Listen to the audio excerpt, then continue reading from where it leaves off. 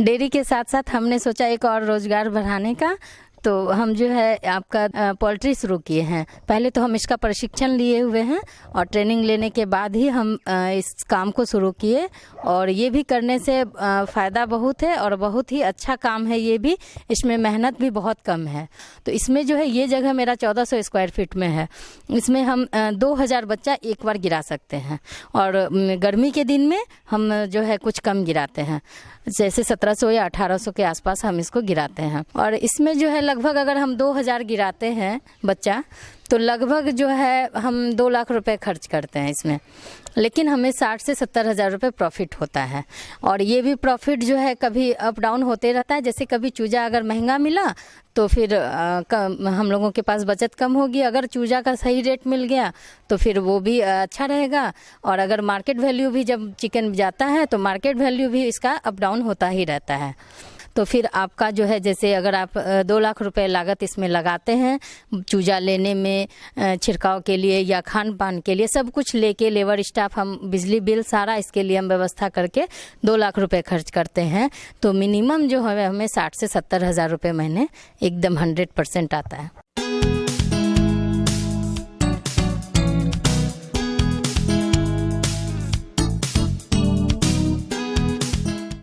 किसान भाइयों, अब लेते हैं एक छोटा सा ब्रेक।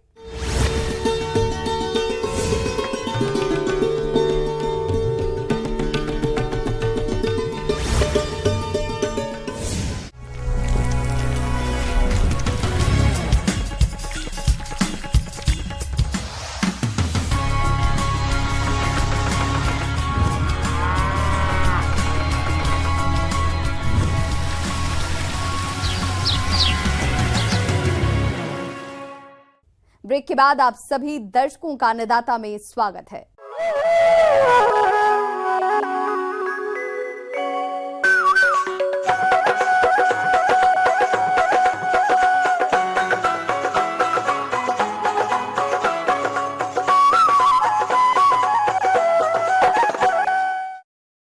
आज के समय में अगर खेती बाड़ी से अच्छा लाभ कमाना है तो आपको खेती के साथ सह व्यवसाय को करना जरूरी है। और इन कृषि सह व्यवसायों में बैकयार्ड पक्षियों को पालकर आप अच्छा मुनाफा कमा सकते हैं, क्योंकि इनका पालन कम जगह और कम खर्च में आसानी से किया जा सकता है। तो चलिए बैकयार्ड पक्षियों के पालन के बारे में जानते हैं विषय विशेषज्ञ डॉक्टर मनीष कुमार से।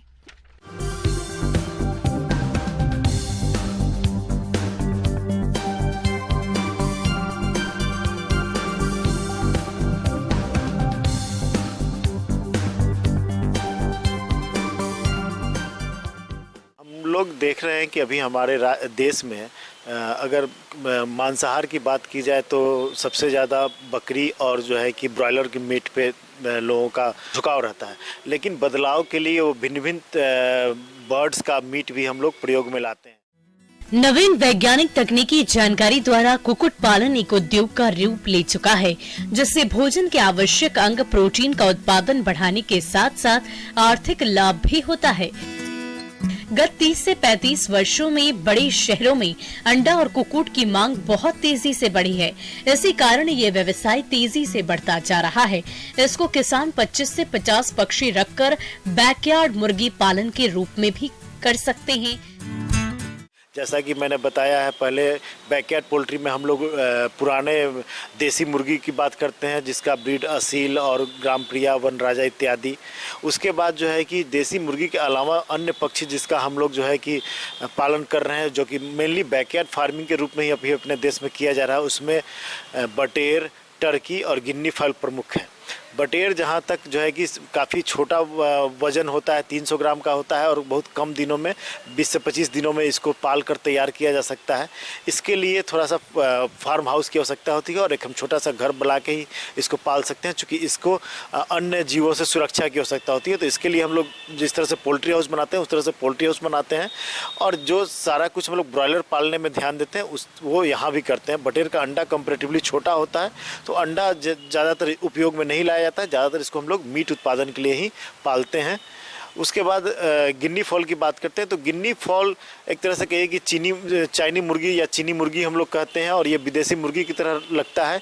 वज़न में ये आम मुर्गियों से बड़ा होता है और इसके लिए भी हम लोग एक तरह से बैकयार्ड पोल्ट्री के में ही इसको पालते हैं अपने घर के पीछे। गिनी फाउल पालन अंडे और मांस दोनों के लिए किया जाता है। 12 हफ्तों में इसका वजन 10 से 1200 ग्राम तक हो जाता है। इस दौरान ये 110 से 200 अंडे तक देती है और लगभग 4 से 5 माह के बाद ये पक्षी बेचने योग्य तैयार हो जाता है। और थोड़ा सा ये वाइल्ड है, मतलब ये कहिए कि हम लोगों से उतना फ्रेंडली नहीं है जितना कि मुर्गी प्रजाति हम लोगों से फ्रेंडली है। तो इसके लिए भी हम लोग खाने के लिए कोई विशेष व्यवस्था करने की ज़रूरत नहीं है। ये घूम फिर के चर के पिछवाड़े में जो भी घर में जो भी हम लोग के घर का जो वेस्ट पदार्थ है वो खा के ये तैयार होता है।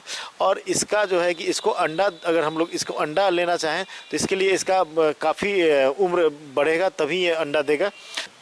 उसी क्रम में एक टर्की एक पक्षी है जिसका जो है कि एडल्ट वेट काफ़ी बड़ा होता है। वो उससे जो है कि हम लोग 7.5 किलो से 9.5 किलो तक का मीट प्राप्त करते हैं। लेकिन इसके लिए उसको हम लोगों को कम से कम 12 से 14 वीक तक उसको ग्रो कराना पड़ता है। टर्की भी एक वाइल्ड है और विदेशी पक्षी है जिसको हम लोग अब घर के पिछवाड़े में या एक घेरा बना के, बाड़ी बना के उसको हम पाल सकते हैं। टर्की पक्षी में बोर्ड कगेस्टेट हवाइट भारत में पाली जाने वाली प्रमुख टर्की है। यह भारतीय जलवायु के लिए सर्वाधिक उपयुक्त नस्ल है। यह 7 से 8 माह में 10 से 12 किलोग्राम शरीर भार प्राप्त कर लेता है। इसके विषणन की आयु क्रमशः नर एवं मादा में 80 से 23 सप्ताह एवं 18 से 20 सप्ताह उपयुक्त है। 20 से 24 सप्ताह की आयु में उनका शरीर का वजन 8 से 9 किलोग्राम हो जाता है। और यहाँ भी हम लोग अंडे का उतना उपयोग नहीं करते हैं जितना इसके जो है कि बर्ड का। रही बात, हम लोग कोई भी मुर्गी पाल रहे हैं, घर के पिछवाड़े में पाल रहे हैं, तो जैव विविधता या बायोसिक्योरिटी बहुत ही इम्पोर्टेंट है जिससे कि इसमें कोई बीमारी नहीं आवे। वहीं पे हम लोगों को ध्यान देना है। जैसे कि कोई भी बीमारी आवे नहीं आवे इसके लिए हम लोग डिसइंफेक्टेंट का छिड़काव करते हैं जिससे कि जो भी रोग पैदा करने वाले जीवाणु या विषाणु पीछे बहुत दिन से मुर्गी मार रह रही है तो उससे जो है कि हो जाती है, उसके मात्रा में वृद्धि हो जाती है, तो उसका जो है कि संख्या घट जाए और मुर्गी जो है कि एक स्वस्थ जीवन जी सके। आमतौर पर घर के पिछवाड़े यानी कि बैकयार्ड में पाले जाने वाले पक्षी जैसे देशी मुर्गी, बटेर, टर्की और गिनी फाउल अधिकांश आहार का भाग चराई से प्राप्त कर लेती है। ये चराई में केचुए, छोटे कीड़े, घोंगे, दीमक, घास फूस और रसोई अवशिष्ट के पदार्थ खाती है, जिससे इसके आहार में 50% तक की बचत होती है। इसके अलावा इनके आहार में हरा चारा शामिल किया जाता है। शेष बचे आहार की पूर्ति के लिए पूरक आहार में दाना और खनिज मिश्रण दे सकते हैं। किसान थोड़ी सी जगह में इनका आवास बांस और पुआल आदि बना सकते हैं। शिकारी पक्षियों और अन्य जीवों से बचाने के लिए सुरक्षा घेरा भी तैयार कर सकते हैं। उसको मुर्गी को दिया जाने वाला ही डाइट हम लोग दे सकते हैं, या जो कि हम लोग के यहाँ जो भी घर का वेस्ट है या एग्रीकल्चरल बाई वेस्ट है वो उसको दे सकते हैं और उसको हम लोग पाल सकते हैं। टर्की को भी हम लोग मुख्यतः मांस के लिए भी पालते हैं। इसके अंडे का सेवन हम लोग उतना नहीं करते हैं। इसमें भी बीमारी से बचने के लिए किसी तरह का टीका नहीं है। स्पेशली जो मुर्गी में टीका है वही यहाँ भी हम लोग देते हैं और उसी तरह से डिसइंफेक्टेंट का छिड़काव करके किसी भी संभावित बीमारी से बचाते हैं।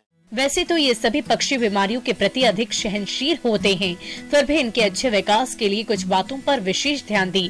जैसे पानी के बर्तनों को प्रतिदिन साफ करें, उनमें स्वच्छ और ताज़ा पानी भरें, पक्षियों को संतुलित आहार पर्याप्त मात्रा में उपलब्ध कराएं, दाने के बर्तन पक्षियों के पहुँचने लायक ऊंचाई पर रखें, समय समय पर दाने के बर्तनों की सफाई भी करते रहें। यदि आहार की खपत कम या अधिक हो तो इसका कारण ज्ञात कर उसे दूर रखें। यदि उनमें कोई कमजोर, सुस्त या बीमार दिखाई दे तो उसे झुंड से अलग कर दें। अगर आप भी इन पक्षियों का पालन करना चाहते हैं तो अपने यहाँ की बाजार मांग देखें और इसके बाद केंद्रीय पक्षी अनुसंधान संस्थान बरेली से संपर्क कर इनका प्रशिक्षण ले सकते हैं।